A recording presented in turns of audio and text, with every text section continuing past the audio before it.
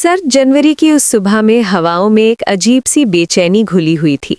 तू जूलियट जट दी के नए प्रोमो 25 जनवरी 2026 की शुरुआत बिल्कुल उसी बेचैनी से होती है जो किसी टूटे हुए रिश्ते के बाद घर की दीवारों में बस जाती है।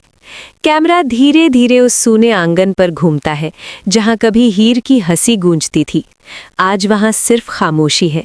दरवाजे के पास पड़ी उसकी चप्पलें, अलमारी में अध खुला संदूक और खिड़की से उड़ती हुई उसकी लाल चुनरी, हर चीज चीख चीख कर बता रही है कि हीर चली गई है, लेकिन उसकी मौजूदगी अब भी हर कोने में सांस ले रही है।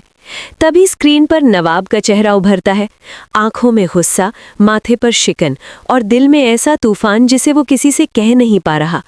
उसके कदम तेज हैं, जैसे हर कदम के साथ वो बीते कल से जवाब मांग रहा हो।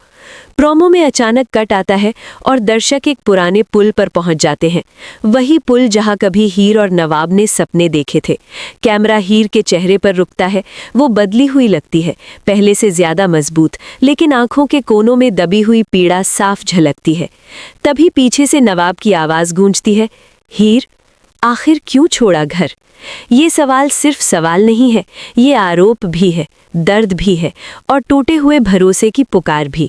हीर पलटती है, उसकी आंखें नवाब की आंखों से टकराती हैं और एक पल के लिए वक्त जैसे थम जाता है।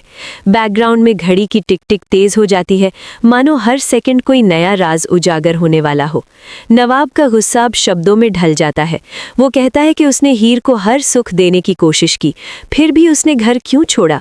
हीर की आवाज कांपती नहीं, बल्कि उसमें वो कठोरता है जो सिर्फ बहुत सहने के बाद आती है। वो कहती है, नवाब, घर सिर्फ छत और दीवारों से नहीं बनता, घर दिल से बनता है, और उस घर में मेरा दम घुटने लगा था। ये सुनकर नवाब सन रह जाता है।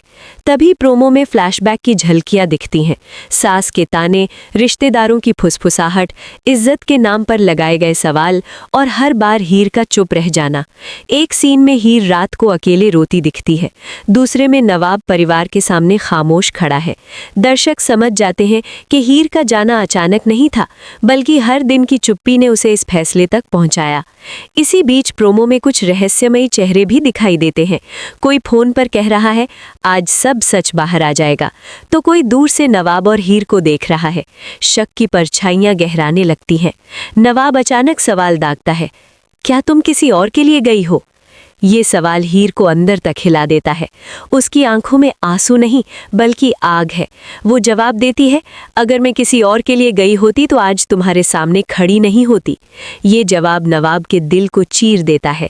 दोनों के बीच कुछ कदमों का फासला है, लेकिन असल में वो फासला सालों की गलतफहमियों और अधूरे फैसलों का है। प्रोमो का पहला हिस्सा यहीं खत्म होता है, एक ऐसे मोड़ पर जहां हर दर्शक यही सोचने पर मजबूर हो जाता है कि क्या सच में हीर ने सही किया या नवाब ने बहुत देर कर दी।